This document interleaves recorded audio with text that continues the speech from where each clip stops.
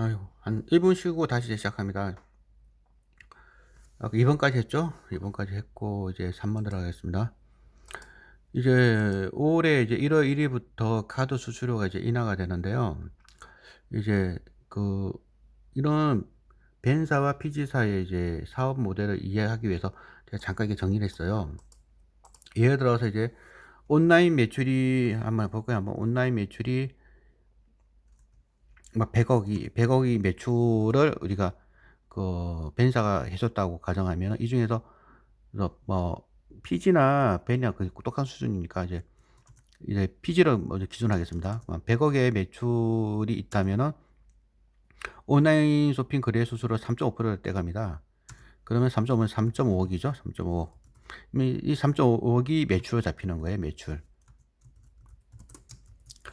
그러면은 이 중에 카드사한테 주는 게 한 2.1%. 그러면은 2.1억은 뭘로 잡히냐면 매출원가. 그 다음에 이 중 1%는 웹 호스팅 회사한테 지급합니다. 1억. 이건 판관비.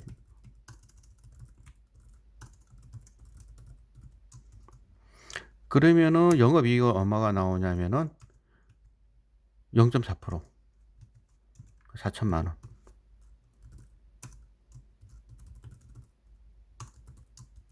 이런 구조가 이제 기존 피지사, 벤사의 이제 사업 구조인데요. 벤사는 더 낮아요. 벤사는 여기 내가 밑에서 설명 좀 드렸죠. 오프라인, 그러니까 벤은 오프라인이라고 생각하시면 되고 온라인은 이제 피지라고 보시면 됩니다. 근데 피지는 이제 3.5% 정도 좀 이렇게 많이 떼가고요. 아이고, 아까 저녁을 많이 먹었더니 털이 나네요. 그리고 오프라인의 벤사는 이제 0.3%, 1.22%. 이 이유는 뭐냐면은 오프라인에서 결제할 때는 소비자들이 카드를 갖고 와서 긁어버리잖아요.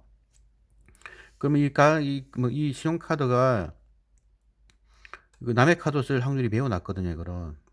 그래서 사고 날 위험이 적기 때문에 이렇게 낮은 거고, 온라인 피지사들은 비대면 결제다 보니까 이게 도난카드인지 뭔지를 알 수가 없어요. 근데 그런 게 남이 다 이제 피지사들이 이제 물어줘야 되는 부분이다 보니까 수수료율이 높습니다. 그 상품 인도시까지는 이제 2, 3일 정도 시간이 걸리면서, 그러니까 이 오프라인에서는 즉시 카드 끝장마다 물건 갖고 하는 거잖아요.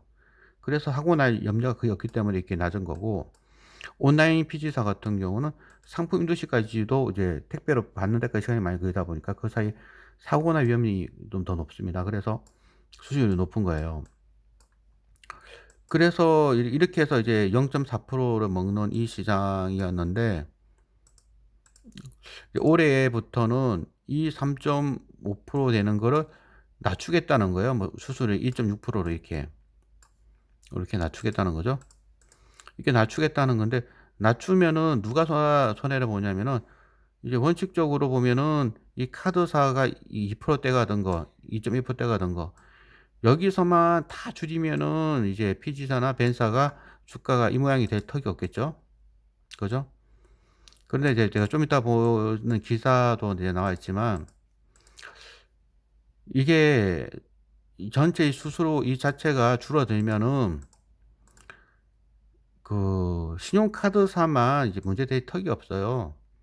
이 친구들이 가장 힘이 센 친구들인데 이 친구나 피지사, 벤사도 다 이제 줄어드는 거죠. 그래서 이제 주가가 이제 많이 안 좋았다라는 겁니다. 그다음에 대형 온라인 업체들, 예를 들어서 네이버 같은 데가 막 피지를 내재화시켜 버렸잖아요. 그러면은 이 본업 자체가 날아가 버릴 수가 있어요. 그래서 이 부분도 매우 좀 안 좋은 거고요. 그래서 이게 제가 뉴스를 몇 개 쭉 이제 갖고 왔는데, 이거는 나중에 뭐 이것까지 하면 한 2시간 걸릴 것 같으니까 이거는 나중에 이제 네이버 검색만 해봐 쭉 나오니까 이제 보시고, 그다음에 이제 본업 중에서 이제 액티브엑스가 퇴출되는 일이 있었는데, 이게 뭐냐면 이제 천송이 코트 사건이라고, 이제 많은 분들이 아시는 분도 계실 건데 모르시는 분을 잠깐 말씀을 드린다면은, 천송이 코트라는 게 뭐냐면 이 친구가 천송이거든요. 이 천송이라는 이제 그 한류 배우 있잖아요. 한류 드라마 별에서 온 그대라는 이제 기억하시는 분 많이 계실 겁니다. 이 별에서 온 그대라는 이 프로를 본 이제 많은 중국인들이 직구를 하려고 그랬더니 그 액티브 X가 안 깔려서 못 하는 거예요. 액티브 X가. 그래서 이것 때문에 이제 뭐 전 정부 박근혜 정부가 이건 문제가 있다. 이건 인증제 없애버리라. 그렇게 해서 이제 액티브 X가 대출이 되면서 이 본업인 공인 인증서가 없어지고 그러니까 공적으로 인정하는 인증서가 없어지고 사인 인증서로 바뀌면은 본업이 문제가 되지 않겠냐라 그래서 또 좀 주가가 약세 보였던 부분도 있습니다. 이 부분도 뒤에서 다시 또 설명을 또 드리겠습니다. 다음은 이제 소위페이라는 건데요. 이것도 참으로 저는 이해하기 어려운 이제 정책인데, 소위페이가 뭐냐면은 소비자가 스마트폰에서 QR코드를 인식하면은 소비자 계좌에서 가맹점으로 직접 이체를 시켜버리면은 그 카드 수수료가 필요 없지 않냐라는 생각입니다. 그런데 이걸 실제 했더니 지금 이제 최신 기사죠. 7월 12일자 기사로 이제 보시면은 그 결제액이 1억 원대로 해서 이게 1년에 하루에 이제 제로페이 하루 결제 건수가 뭐 1억밖에 안 된답니다. 예. 이거는 정말 참패를 했다고 보셔야 될 것 같은데, 어쨌든 간에 이제 이런 것 때문에 이제 주가는 움직인다. 그 대타손자를 했잖아요. 우리 주가라는 거는 타인이 중요하다고요. 이렇게 좀 말이 안 되는 정책을 취함으로 인해 가지고 주가는 움직인다는 겁니다. 그래서 이제 뭐 동아일보의 이제 기사 같은 거를 이제 이거 7월 11일자 기사에 검색을 해봤는데, 참으로 제로페이 같은 이거 기사 나서 이거 쭉 읽어보시면 아시겠지만 어떻게 이런 이제 기가 막힌 생각을 하시는지 참으로 좀 황당할 뿐입니다. 그런데 이제 이런 걸 가지고 이제 주가는 영향을 미친다. 이런 것 때문에 주가가 지금 이 모양이 되어 있는 거죠, 이게. 본업이 카드 수수료에서 수입인데, 뭐, 보시다시피 뭐, 제로페이 한다, 뭐 한다 하니까 주가는 계속 그거 잘 되면 어떡하나, 라고 해서 주가가 이 모양인데, 실제는 잘 안 되고 있어요, 이런 것들이. 제로페이 같은 거요. 그래서 이제 제로페이 같은 것 때문에 좀 문제가 좀 있었는데, 이게 이제 그 실제 사업을 안 해보셔서 아마 이런 생각을 하시는 것 같아요. 실제 사업을 해보면은 이게 그렇지 않다는 거를 금방 알거든요. 제가 이제 옛날에 경험 하나 좀 말씀 한번 들어볼까요? 음, 제가 이제 군대를 제대하고 난 다음에 그 공사장 노동판에서 노동을 한 적이 있었어요. 그걸. 그 당시가 이제 한 25년 전이었는데, 그때 그 노가다죠, 노가다 잡부 임금이 5만 5천 원 정도 했어요. 5만 5천 원. 그런데 인력 사무소에 가면은 10%를 빼버려요. 10%를. 그래서 여기서 5천 원을 공제하고 5만 원을 주는 거예요. 그러면은 생각해 보세요. 노가다 잡부는 하루 종일 노동을 해갖고 5만 5천 원을 벌어왔는데, 거기 인력 사무소에서 5천 원을 떼가면 아깝다. 이런 생각이 들지 않겠어요? 그래서 그때도 제가 노가다 할 때부터 한 3, 4일 있을 때 어떤 지자체인가 정부인가는 모르겠어요. 거기서 이 10% 공제하는 거, 이 10% 공제하는 거를 없애주는 이제 공적인 그 인력 사무소라고 하죠. 사무소를 만들었어요. 그럼 이 인력 사무소는 잘 될까요? 이거는 실무를 해보신 분은 금방 알아요. 실무를 해보시면은 터무니없다는 걸 금방 알아요. 왜냐면은 노가다 하시는 분들이, 저도 노가다 했지만 10%를 왜 떼주겠어요, 이게. 이익감이 이렇게 생겼다는 거예요. 이익감이. 이익감. 그럼 이 이익감은 늘 풍족하냐는 거예요. 풍족하냐. 늘 풍족할 것 같아요? 비 오는 날. 비 오는 날에도 노가다 잡부 일이 많을 것 같아요? 겨울철. 특히 크리스마스부터 구정까지. 이때는 노가다 이익감 없습니다. 그런데 이 없을 때 일을 만들어 어떻게 구해서 주는 분들이 인력사무소거든요. 인력사무소. 그래서 10%를 떼주는 거예요. 일감이 많을 때에 10%씩 잘 떼주면은 나중에 일이 없을 때 비 오는 날이라든지 겨울철 이럴 때 인력사무소에서 일감을 어떻게든 이제 찾아서 구해주면은 결과적으로는 노동하는 분한테도 이롭다는 겁니다. 이런 논리 때문에 인력사무소가 10%씩 떼가면서도 운영이 되고 있는 거고요. 이런 논리를 정확하게 깨뜨려 보지 못하는 분들이 그냥 10%를 안 주면은 10%를 어떤 지자체나 이런 데서 안 떼고도 뭐 다 주겠다 그러면 이쪽으로 더 구름같이 몰려들 거라고 단순하게 생각을 하지만 그렇지 않다는 겁니다. 그거는 저의 경험으로 잘 알고 있어요. 이런 것처럼 서울페이가 하는 거는 그 수수료 0.1%에서 최대 3.5%까지를 서울시에서 어떻게 대체를 해준다고 하면은 아마도 이런 생각을 했겠죠. 서울에 있는 모든 가맹점들은 수수료 1%나 해서 최대 3.4%까지 떼가는 거를 없다고 해준다면은 일 매출이 1억이 아니라 한 1,000억은 나왔을 거라고 생각했었을 거예요.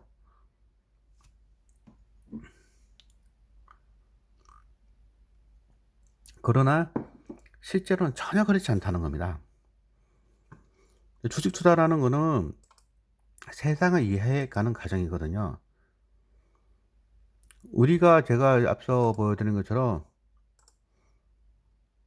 이런 데이터 있잖아요. 이거 매출액이 늘어나고 있고 영업이익이 늘어나고 있고 한 번에 줄어들었고 이런 숫자를 갖고 이해하는 것보다 한 단계 더 들어가서 이 기업이 돈을 버는 본질은 무엇이고 소비자들은 왜 이 기업에 돈을 지불을 기꺼이 하는지 우리 사회는 어떠한 사회인지 어떻게 변화하는지 이런 거를 입체적으로 철학적으로 다양한 각도로 이해해야 될 부분이라는 겁니다.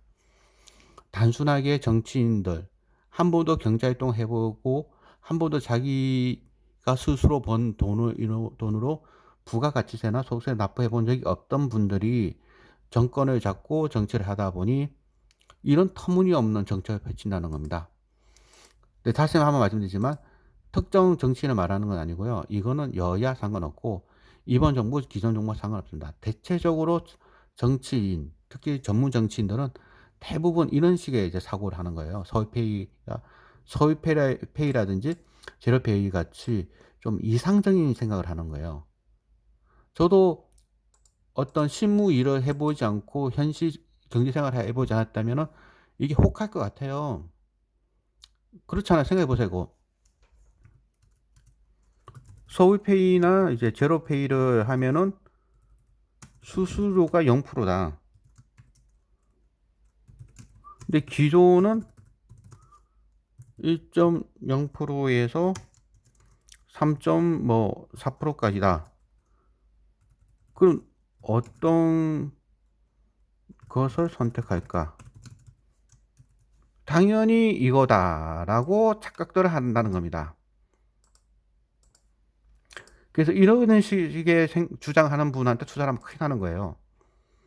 또 하나 더 얘기해 볼까요? 요즘 그 배달 사원 있죠? 배달 사원은 이제 예전에는 예를 들어 보쌈집 있다고 가잖아. 보쌈집 있으면은 보쌈집이나 중국집 배달 사원이 있었을 때는 생각해 보세요. 언뜻 생각하면은 이런 배달 사원 두는 게 그 고정비가 높으니 안 좋을 거다라고 생각들을 하고 이거 좀 외주화 했잖아요. 외주화. 그러면은 이제 비용이 절감이 된다. 까지는 맞는 말 같죠? 그죠? 그런데 비 온다. 눈 온다. 이때 외부 배달 사원이 많을까요? 이 부분 또 생각해 보셔야 됩니다. 그러니까 어떤 이제 자영업 하시는 분 입장에서는 중국집에 월급제 배달 사원이 있다면은 비가 오나 눈이 오나 출근을 하죠. 만약 출근 안 하면 그게 이제 그만두는 거니까. 반면 배달 앱을 통해서 하면은 배달 앱 사원은 좋을 때는 많은데 안 좋을 때는 없다는 겁니다. 근데 안 좋을 때 꼭 배달이 필요하면은 수수료를 올려야겠죠.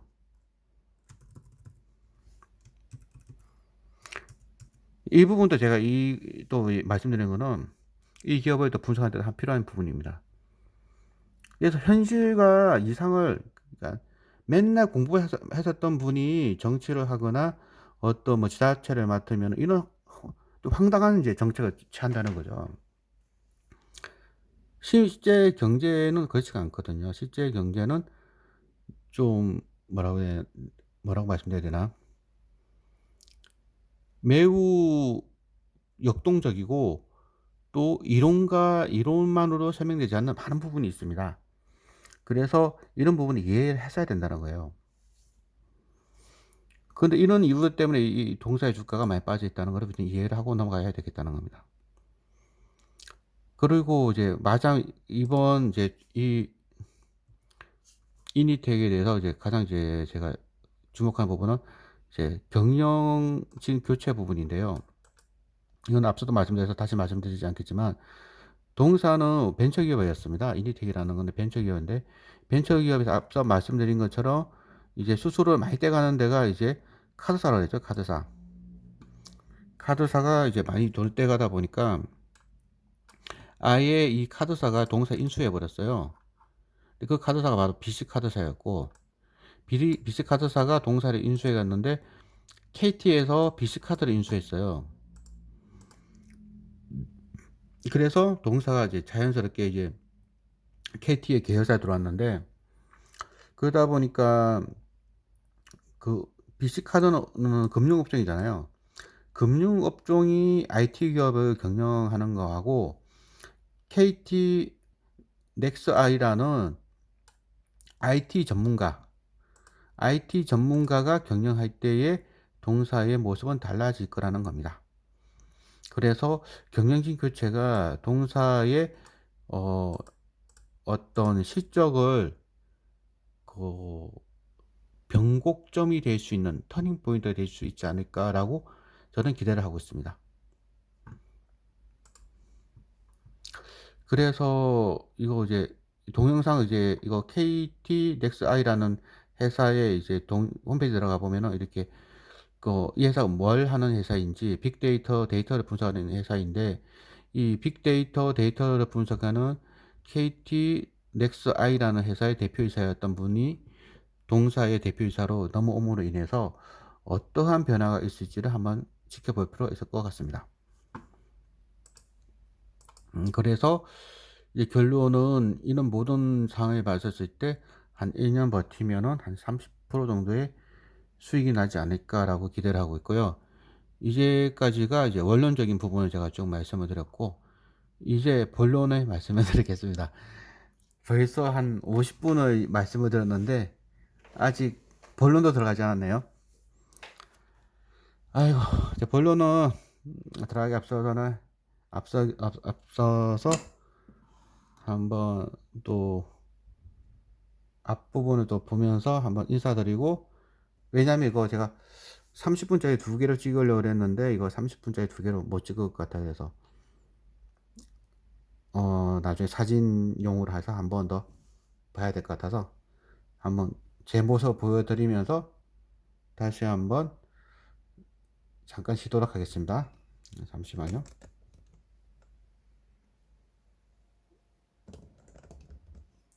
아이고, 이게 꽃인데, 이게 꽃을 또 보여드리면서, 왜 제가 또 이렇게 제 모습 보여드리냐면은, 요거 좀 이따가 이 동영상, 두 번째 동영상 올릴 때, 앞에 화면을 보일 때, 제 얼굴도 한번 더 보여줘야 될 것 같아서, 하나 다시 말씀드렸고요.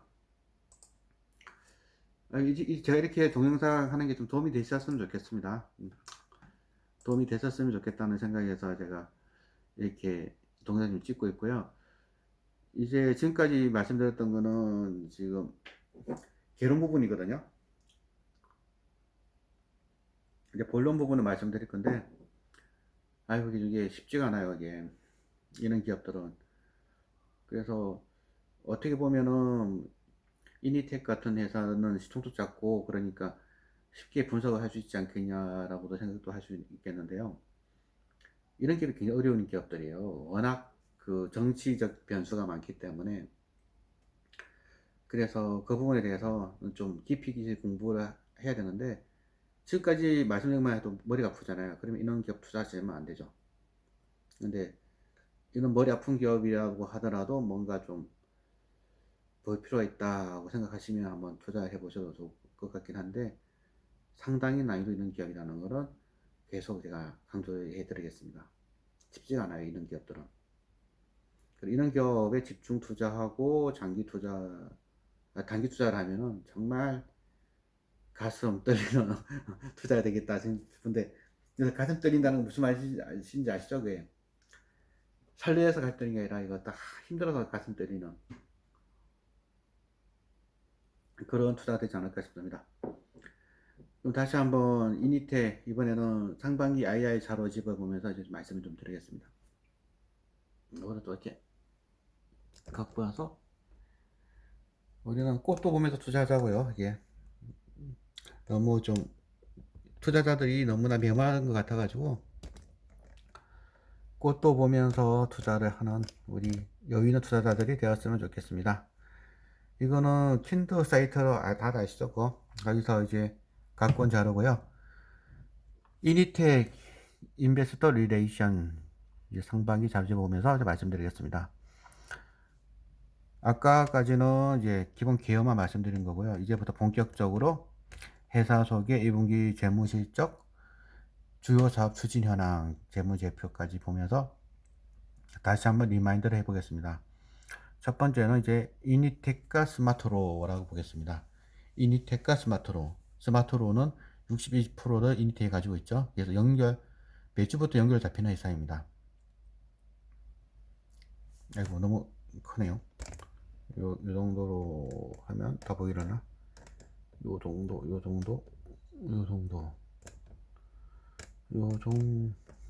내가 조금, 이렇게 하면 다 안 보이네요.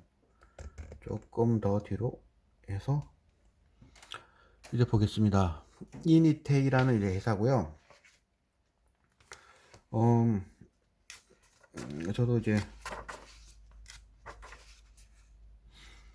설립이 97년이거든요. 그래서 동사가 지금 현재까지 사업만 하더라도 23년째인가요? 거의 23년째 사업을 하고 있습니다. 그리고 그 이니텍은 이제 우리가 투자의 이 회사이고, 이 회사의 큰 사업은 크게 두 가지가 있어요. 정보 보안과 IT 금융 서비스인데, 쉽게 얘기해서 우리 그 은행 그 인터넷 뱅킹 할 때 인증서 다들 사용하시죠? 인증서 사업이 정보 보안 사업이고, 그 금융 IT 서비스 채널 서비스는 뭐냐면은 신한은행, 국민은행 같은 은행권에 가면은 은행 홈페이지 있잖아요. 이 홈페이지 SI 사업입니다. 여러분들 대부분 다 직장 생활 다 하실 거고, 직장인들은 대부분이 다 그 자사의 프로그램들이 다 있잖아요. 홈페이지가 다 있고. 근데 그 홈페이지를 담당해주는 일을 하는 게 SI 사업인데, 주로 이 회사의 매출의 55%는 1금융권, 19%는 이금융권, 나머지는 기타 금융권. 거의 100%가 금융 IT 채널 전문 국내 1위 기업입니다. 그래서 이제 이 회사의 금융 채널 서비스가 늘어나기 위해서는 새로운 은행이 나와야 돼요. 새로운 금융기관. 그래서 이제 나 수술하겠지만 뭐 제3 인터넷 뱅킹 하는 인터넷 은행이 생긴다 그러면 이게 매출 늘어나는 거예요. 지금까지 계속 유지 보수 매출 있으니까 유지가 되는 건데 새로운 금융기관이 나오면은 이게 늘어나는 겁니다. 두 번째 이슈는 이제 공인인증서라는 부분인데요. 공인인증서 부분은 제가 앞서 말씀드린 것처럼 천송이 코트 사건 때문에 공인인증서가 퇴출된다 해서 주가가 요동을 친 적이 있어요. 하지만 이제 공인인증서가 없어진다고 인정을 안 하고 금융거래는 할 수가 없거든요. 그래서 이건 아주 수술하겠지만 이거는 공인인증서가 공적인 인증서가 사적 인증서로 바뀐 것 뿐이지 오히려 인정이 2중, 3중으로 강화되다 보니까 이 매출은 더 늘어나고 있습니다. 그래서 본업이 문제가 되지는 않아요. 근데 이제 문제는 이 자회사는 스마트로가 이제 문제가 되는데 본업이 크게 문제가 되지 않고 본업은 문제되지 않는데 단지 이제 매출이 이제 그 앞서 보여드렸던 이 매출이 있잖아요. 이거 좀 틀린 게 이거는 이니텍과 스마트로를 합친 매출이 됩니다. 연결 잡히니까. 그런데 이제 개별로 보면은 본사 매출은 600억에서 530으로 좀 줄어들고 있어요. 그리고 영업이익도 줄어들고 있고 당기순이도 줄어들고 있고 그래서 동사의 대표이사가 아마도 지난 3년간 이 실적이 그 본업에서도 매출이 좀 정체되어 있고 줄어들어 있고 당기순이익도 줄어들고 있고 그러다 보니까 대표이사가 BC카드 은행권 출신이다 보니까 그런 게 아닌가라고 회사에서는 판단을 하고 이제 맞아 이것도 말씀드렸죠. KT거든요. KT 앞서도 말씀드린 것처럼 KT 계열사입니다. 아까 말씀드렸죠. 동사는 벤처기업이었다. 벤처기업이었는데 이 벤처기업을 BC카드라는 금융권이 인수를 했고 그 금융권인 BC카드를 KT에 다시 인수하게 돼가지고 지금은 KT가 대주주가 되겠습니다. 그래서 이제 지금 금융 전문가로 이제 옮겼다. 이게 이제 주된 거고요. 그 금융 IT 서비스는 뭐 100% 이제 금융권이고 정보보안 인증서도 대부분 이제 금융 고객이 대부분이고 그 다음에 기업 고객, 공공, 교육 고객이 있습니다. 다음은 이제 스마트로 되겠습니다. 근데 이게 아이고 요거는 제가 앞서 말씀드린 것처럼 이번 발표는 그냥 마음을 비우고 그냥 30분짜리 두 개로 만들어야 되는데 그거는 그냥 시간에 관계없이 쭉 한번 해보겠습니다. 한번.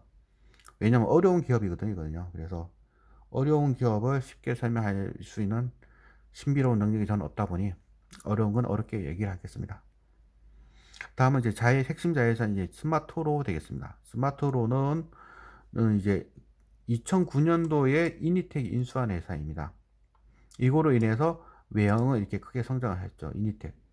이 이니텍의 그 자회사 스마트로의 매출 성장으로 인해서 이거는 이렇게 드러난 거고요. 그래서 매출단을 보시면 아주 그냥 뭐 제가 좋아하는 매출단으로 1600억, 1800억, 2000억에 쭉쭉쭉 늘어나고 있죠. 그런데 이것도 문제는 이제 영업이익단에서는 180억씩 나오던 회사가 매출 증가에도 불구하고 영업이익은 줄어들었고요. 당기순이익은 늘어나다가 또 당연히 줄어들었는데 올해는 제가 앞서 설명드린 것처럼 올해 1월 1일부터 또 카드 수수료 인하 이런 것 때문에 또 실적이 더더욱 힘들 걸로 보입니다. 그리고 이 회사가 하는 사업은 크게 두 가지가 있는데 벤 사업과 피지 사업으로 나눠져 있습니다. 벤 사업은 말이죠. 이렇게 쭉 설명되어 있죠. 신용카드 결제 중개 서비스고 주로 오픈라인에서 우리가 결제하는 걸 말합니다. 저 오늘 점심을 가족들과 외식을 하고 왔는데요. 외식할 때 신용카드로 결제를 딱 하잖아요. 그게 벤 사업이 거기서 0.8%에서 1.2% 떼가는 겁니다. 벤 사업. 그런데 제가 똑같은 이제 결제를 할 때 예스24에서 책을 사고 결제를 했다. 그러면 이거는 피지 사업이 되는 거죠. 온라인 결제를 위한 중개 서비스. 그래서 이제 봐야 될 게 벤 사업과 피지 사업이 있는데 지금 시장 어떨까요? 좀 어떨 것 같아요? 한번 생각해 보세요. 언뜻 생각해 봐도 뻔하지 않습니까? 벤 사업은 날이 가면 날이 갈수록 증가는 하는데 그 증가폭은 줄어들고 있고 피지 사업은 급증하고 있다. 왜냐하면은 온라인 결제 시장이 계속 커지고 있거든요. 대표적인 게 저희 집만 하더라도 마켓컬리에서 그 아침마다 새벽 배송해 갖고 많이 이제 식사를 하고 있습니다. 그러면 마켓컬리는 전부 다 PG로 온라인 결제거든요. 그러면은 그 PG 매출이 늘어날 수밖에 없는 겁니다. 그래서 PG 사업은 늘어날 수 있고 벤 사업은 정부가 규제도 많이 하고 있고 그래서 정부 규제도 많이 하고 있고 그래서 이쪽은 좀 힘들다. 정부 규제가 많이 있기 때문에. 근데 생각해 보면은 정부가 여기 주로 규제를 하더라고요, 여기보다. 근데 누가 더 영세자죠? 이쪽이잖아요, 이쪽. 왜냐면 이게 피지 사업에 마켓컬리 같은 큰 사업자도 있지만 대부분은 뭐 중고나라라든지는 좀 작은 업체들이 많단 말이에요. 근데 이 벤 사업은 오프라인에 있다는 것 뿐이지 사실은 이쪽에 큰 기업들이 많거든요.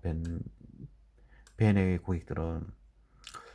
근데 뭐 정치하는 분들이야 뭐 여야를 할 거 없이 전부 다 포퓰리즘에 다 빠져 있는 사람들이다 보니 이쪽을 이제 많이 이제 규제를 하고 있는 게 현실입니다. 또 30분이 지난 관계로 한 5분 쉬었다가 다시 녹음하겠습니다.